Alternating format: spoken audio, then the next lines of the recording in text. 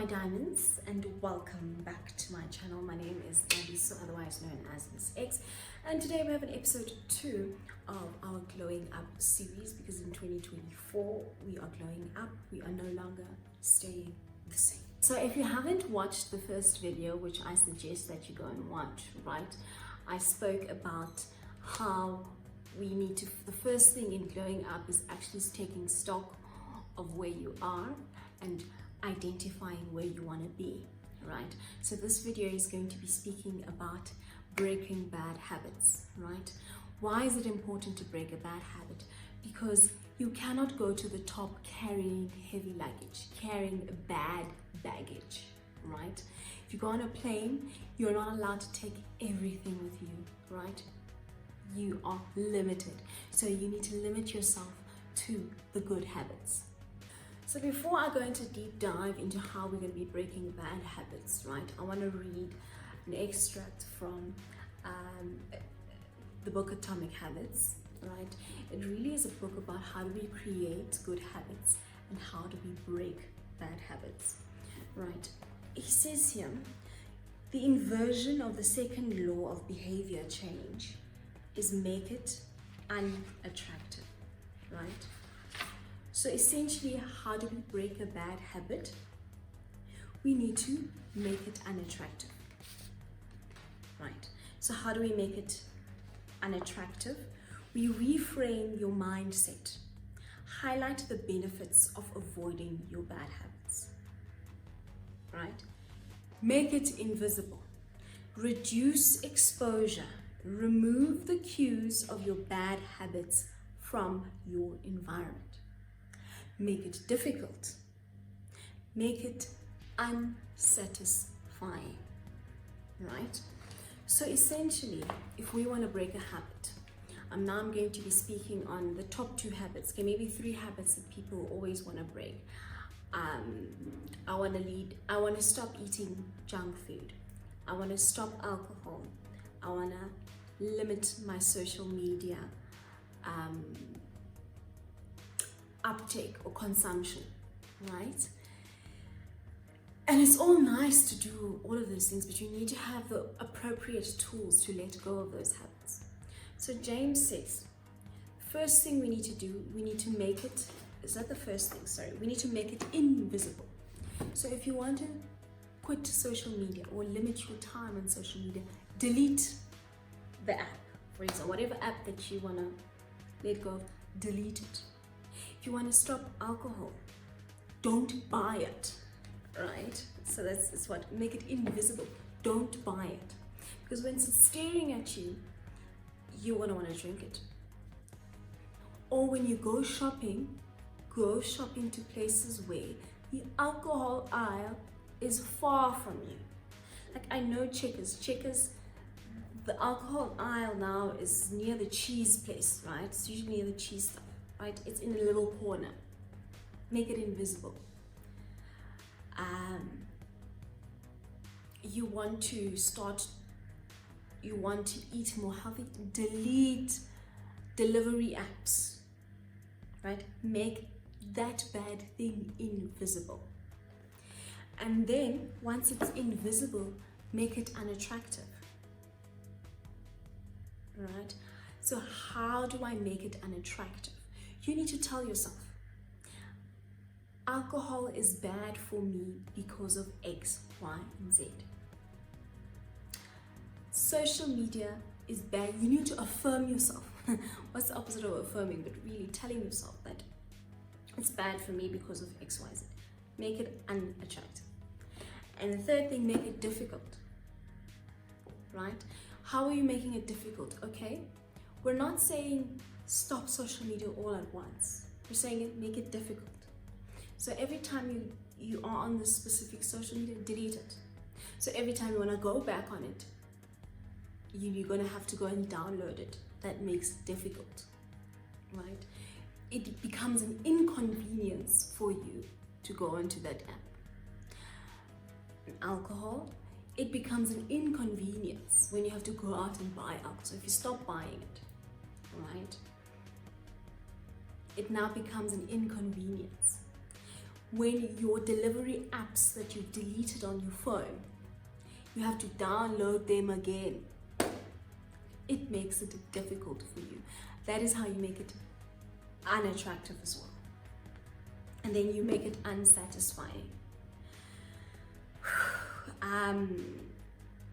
You need to always remember that when you wake up after a heavy night of drinking, how you feel.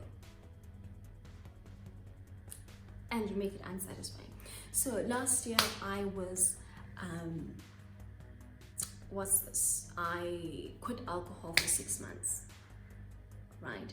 And before I quit alcohol for 6 months, I had as much alcohol I had, and then one night I woke up with a terrible hangover. And I said to myself, I'm going to remember this feeling. Every time I want to drink, I want to remember this feeling. Right? Because I, for one, don't find alcohol as anything productive, does anything productive in my life. So I just don't consume it. So now it's like, but I drink, I feel that way. When I drink, I also gain weight, right? It's unattractive, unsatisfying for me. I don't even buy alcohol. I don't even go to the liquor section in a supermarket because I know my guilty pleasure is the bubbles, the MCC, right? And I buy the non-alcoholic version when I'm really craving it, right? But I think it's very important to remind yourself of why that thing is bad for you, right? Remember how you felt in that moment when you decided, this thing is bad for me. I also think that in order for you to let go of a bad habit, it is very imperative or important to let go or to take yourself out of that environment that enables or rather perpetuates that bad habit or bad behavior, right? You cannot become a new person in the same environment that created the monster, right? So if you're a person that, if you want to let go of alcohol, you cannot suddenly continue going out. You know, you need, I think part of you requires some level of isolation for you to get used to this new you, and then once you've actually learned the cues, or once you've learned the ability to have this strict boundary, then you are able to go back to the environment if you so wish, right? So for example, going out having lunch with friends, it's very easy to have a mimosa or a cocktail, right? But if you haven't actually gained the discipline yet through isolation and understanding why you want to let go of this bad habit, and then you go immerse yourself into the temptation of it all again, you're setting yourself up for failure, right? So I think you first need to learn how to control or get this bad behavior, bad habit in check. Breaking a bad habit also entails you having boundaries. What does that mean? You need to be able to say no. You need to be able to stand your ground, right? And I think breaking a bad habit will teach you that, right? You have to first have boundaries with yourself. I'm gonna go to the gym. You need to go to the gym when you said you were gonna go to the gym. It creates self-trust, all right? And when you say, I'm not gonna eat junk food, when you're thinking of ordering and you tell yourself no, it's also creating self-trust for them, right? You are flexing or exercising that muscle of trusting yourself. And I think it's very important when you are it's very important when you are trying to break a bad habit, because once you've exercised that muscle enough, once you go back into other environments where this temptation of this bad habit comes crawling back in again, you will have the ability to say no. I think Fundamentally, we need to understand that habits are things that we do without thinking about them, right? So I think the most important thing that you need to do when breaking a bad habit, you need to bring the unconscious to the conscious, right? When we scroll on all of our social media, when we put that bottle of wine in our trolley, we're not doing it thinking consciously, right? It's a habit. So it's like it's happening involuntarily. It becomes very important when you're trying to break that bad habit to bring it to your conscious mind. Constantly remind yourself, this is a habit that I'm trying to break. James Clear speaks on the 4 things that we need to consciously remind ourselves. Make it unattractive, make it invisible, make it unsatisfying, and make it difficult, right? And you need to constantly remind yourself of that, right? When you pick up a bottle of wine, look at it. No, tell yourself no, put it back.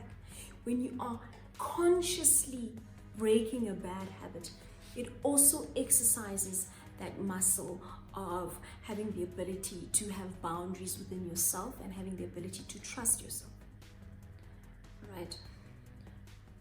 If you say you want to stop spending copious amounts of time on social media, when you open the app, you need to consciously tell yourself no, right? You need to be conscious of that decision. And I think some of us don't do that. And I think that's why bad habits just go on and on and on and on, right? I also think that isolation for a while until you get your bad habit in control, right? Your bad habit must not control you. You must be in control of your bad habits. Sometimes it may require isolation, right? Like drinking. You cannot go out with your friends on Saturday all the time because you are going to be faced with that temptation, right? And when you are faced with that temptation and you have not built this boundary or built this good muscle of setting a boundary and saying no to yourself first, it's going to be very easy to accept the temptations which are coming externally, right? And I'm going to leave it there for today in breaking bad habits. So the first step to glowing up, identifying where you are and where you want to be, and then understanding which of your bad luggage needs to stay behind. You need to break the bad habits. Thank you for joining me on the second episode of your Glowing Up series. If you have any comments, please do leave them down below. If you liked this video, please leave a like, share, and please do subscribe for some more self-development tips and of course property.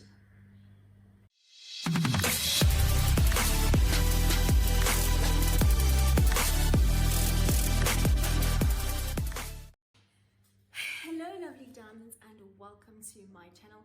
My name is Abiso Lombo and today I'm not going to be talking about property.